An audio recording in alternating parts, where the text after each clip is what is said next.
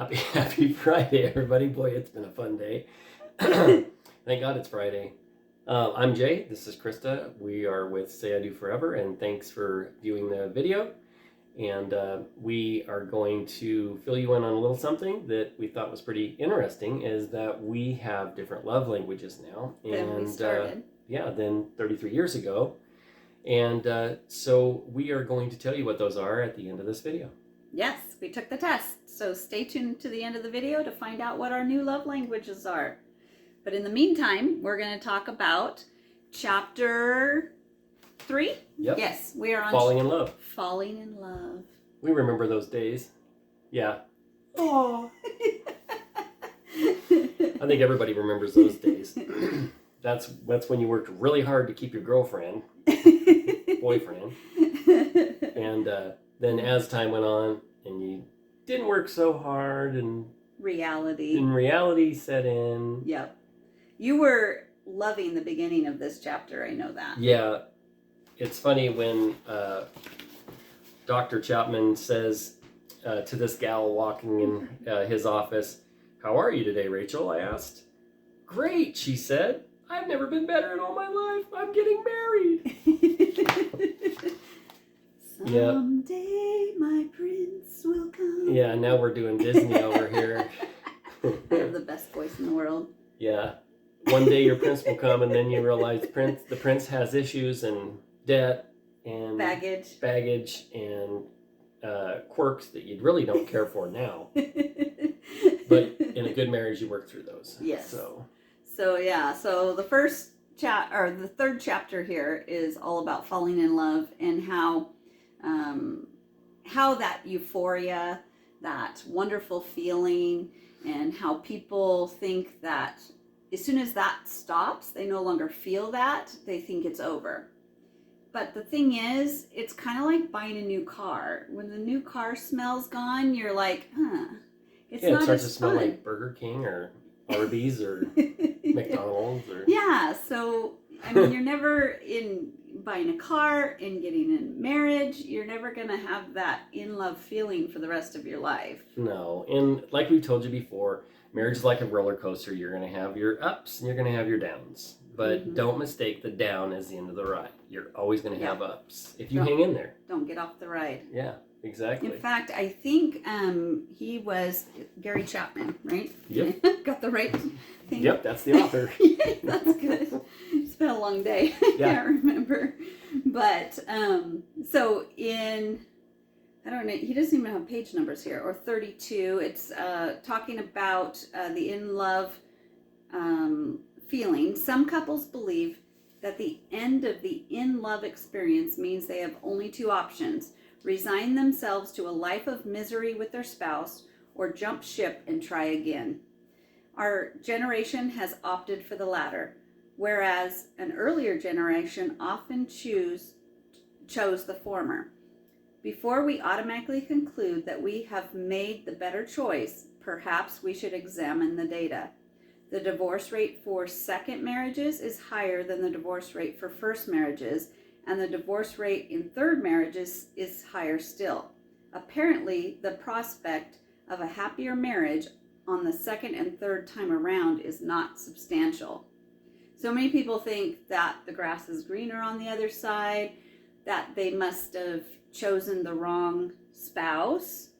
Yeah, and then they get over to the grass that they thought was greener, and it has more weeds than the previous yard. So yeah, because weeds are green too from afar. Yeah, things aren't always that they seem to be. So yeah. Thus, when we say just hang in there, and the ups are going to outnumber the downs.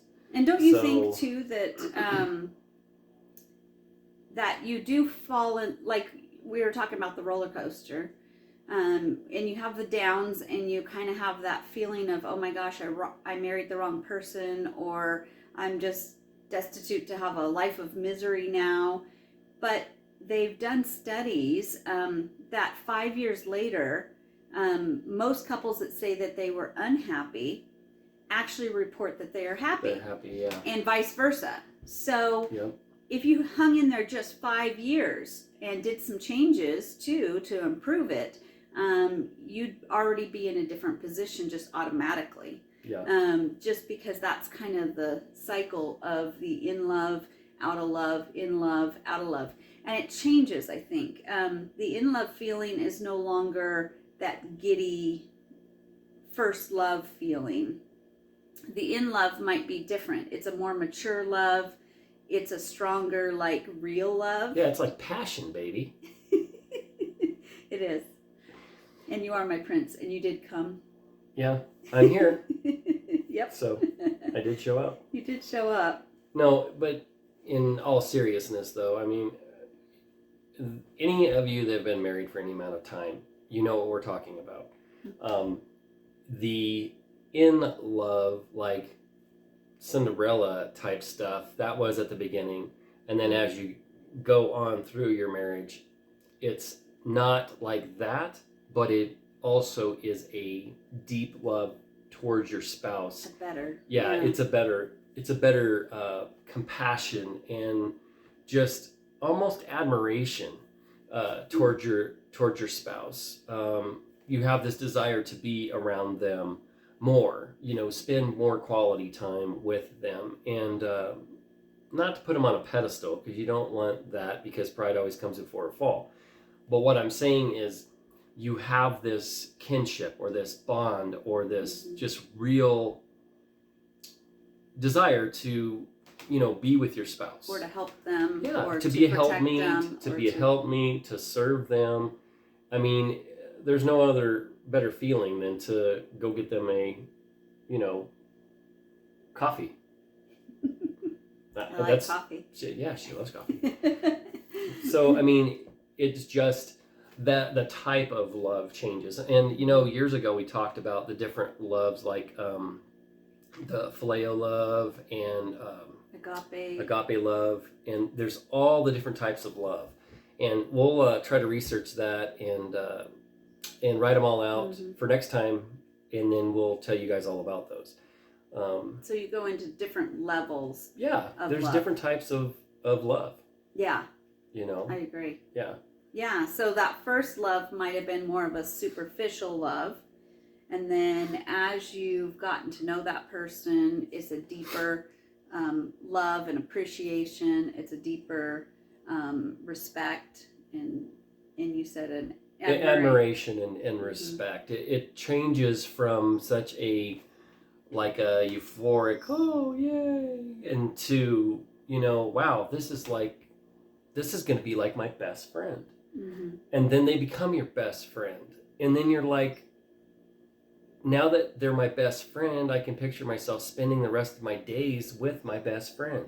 I mean, it goes, and I'm not talking like a passion, like, ooh, baby passion. I'm talking like a passion, like spend your time with your spouse passion. Just it makes you happy inside. Yeah. So to speak. I agree. And I think this chapter, or this part of the chapter here, might talk about the same thing. It's in the section called From the In Love to Real Love. Research seems to indicate that there is a third and better alternative. We can recognize the in love experience for what it is, a temporary emotional high, and now pursue real love with our spouse. That kind of love is emotional. It's in nature, but not obsessional. It is a love that unites reason and emotion. It invokes an act of the will and requires discipline, and it recognizes the need for personal growth. Our most basic emotional need is not to fall in love, but to be genuinely loved by one another. To know a love that grows out of reason and choice, not instinct. I need to be loved by someone who chooses to love me, who sees in me something worth loving. Isn't that the truth? I need to be loved by someone who chooses to love me. Yeah.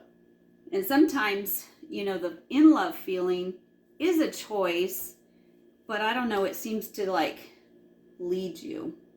But later on, when times are tough, you have to make that decision to love that person, right? Yeah, and I think it goes back to and I've said this to our friends before that struggled before, and couples that we've met with, you know, when you're struggling and you're having a moment where you guys just don't get along and you're just at each other and it's like frustrating and you're just ready to throw in the towel, hit the brakes, think back to when you first met. What was the driving force for you even being together in the first place?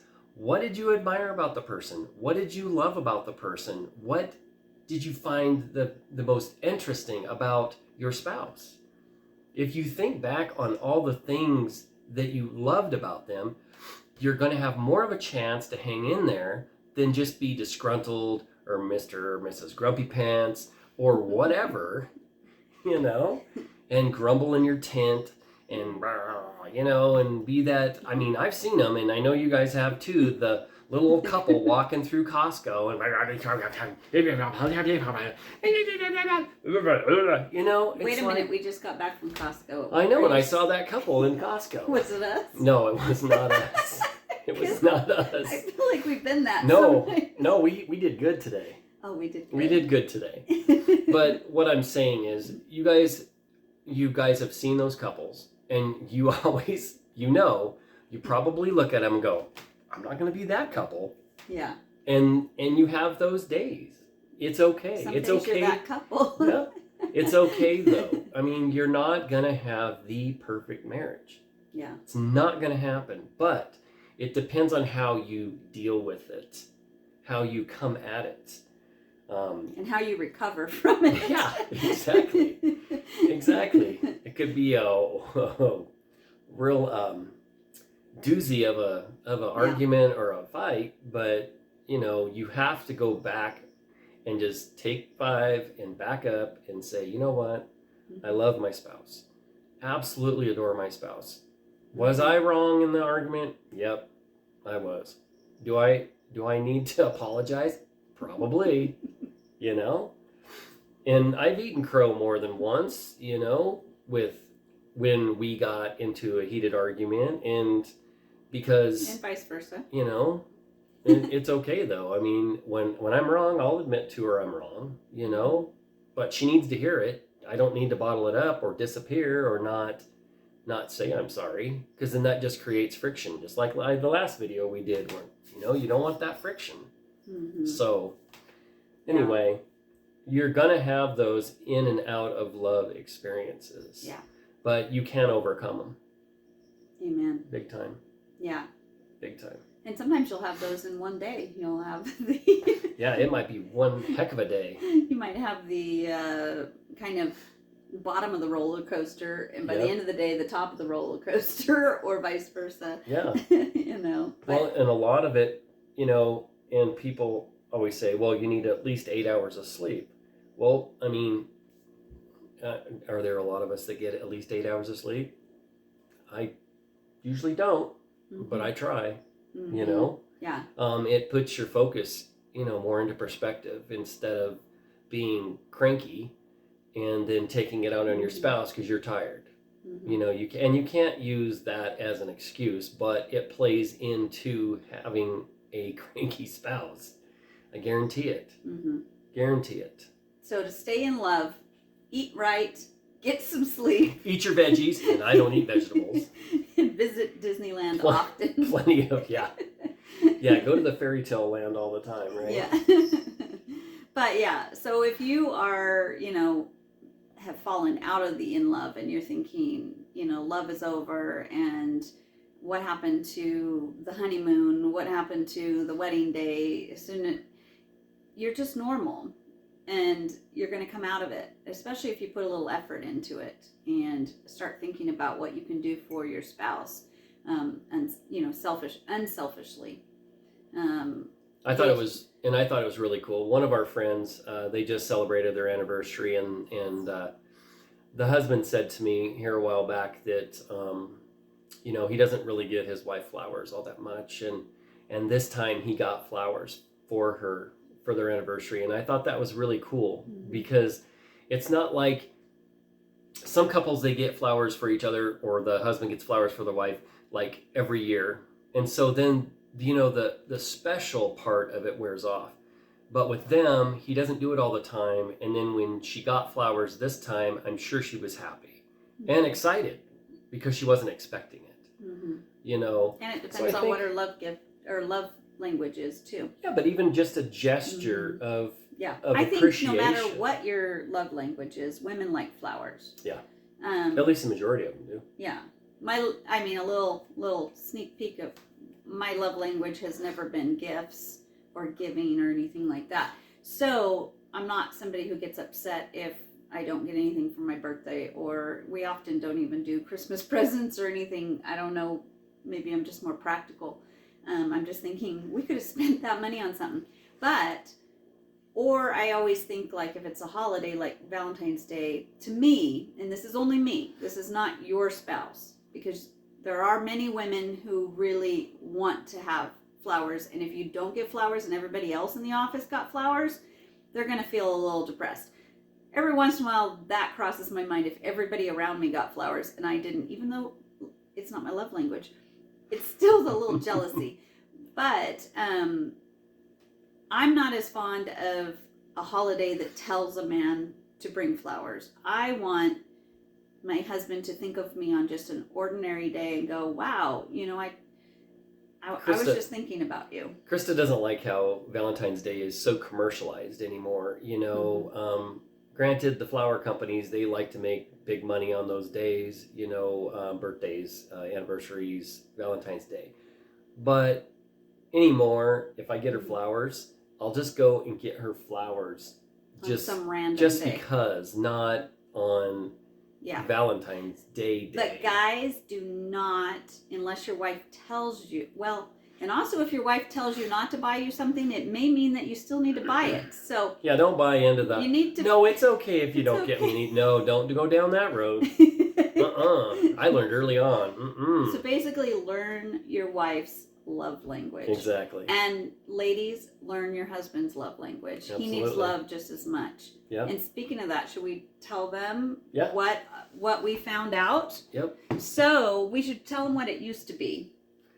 So my original one, I liked years and years and years ago. Yeah, I liked admiration, or I liked when she'd give me kudos for doing a good job or whatever. Like if I was working on something. But now mine is quality time. Yeah, I don't know if you can see. Oh, right there. Okay, so if you go to the app and you can actually take the test, and at the end of the test, you're going to get a little something like that. Well, Jay used to be Mine used to be the second admiration. one. Yeah. Oh, but now that's his secondary, and his first, it actually, I don't know if I can. It's quality time. How do you do this? Oh. Obviously I can't do that. Anyway, It's okay, so just read it. his first is quality time. You didn't send me the whole picture of that, so I'll do it on mine. If you click on the picture, you can see it. Anyway, so his first now is quality time, and his second one is admiration. Some of the other ones were still kind of lower on the totem pole, like gift giving. Gifts, for me, gifts was the last. Yeah. Like the bottom of the barrel, clear all the way to the right. It doesn't matter to me on that part of it. Well, and I'm trying to find my, there we go. There's yours. Tell them what yours is in your secondary one. Okay, guys, you're going to crack up at this. Go ahead, tell them. My number one used to be touch. It's now quality time too. Surprise! We have the same love language. So now that we spend so much time together, this has been great. Yeah. So it's, and it's really, really weird because we now spend pretty much 24/7 together. Yep. Because Jay is on a hiatus. Yep. And I retired, and even though I'm, still sewing and stuff, I'm here at the house. And so we spend 24/7 together, and we still scored that we wanted to spend time together. Go figure. Yeah.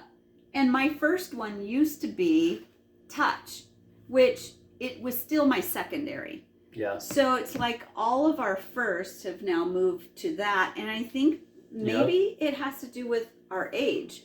Like We now have Are been you married. saying we're old? No. Oh. No. Go ahead. We've now been married 33 years, and we're getting to that older time when our kids are all gone. We're empty nesters.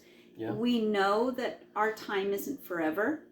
We know, especially with Jay's health issues this last year, that even through last fall, I wasn't sure each day how long I had with him. Right. And so maybe that changed our love language. That quality time became the number one because we knew our time isn't as long as it used to be. In our minds, I'm sure that's why. Yeah. I'm sure. I mean, when you have health problems, you know, you can go. I mean, literally in life, you can go at any time. But Yeah. when you have health problems, it just magnifies It that. magnifies it. Yeah, it speeds it up. You know, you're like running a sprint to the end of your life instead of kind of like walking.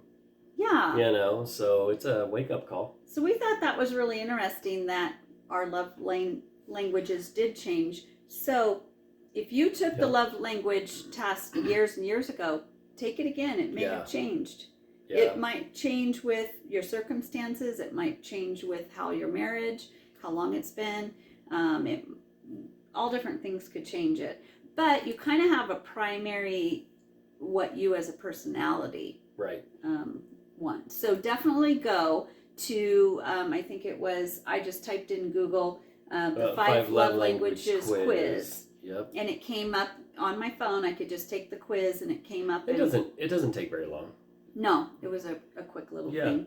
But it's cool to see how it's changed though. So definitely this week, take your test, and you could even tell us down below what you scored. Yeah. We'd love to hear what your love language is and what your spouse's love language is. Comment in the comments section. Yep, and if you love this video, give us a like. Yeah. And Thumbs up. subscribe if you want to follow us. Every Friday, we are doing a chapter right now from the 5 Love Languages book. Yep. And here's the other. You might end up with one of these book covers. Yeah, one's hardcover, one's paperback.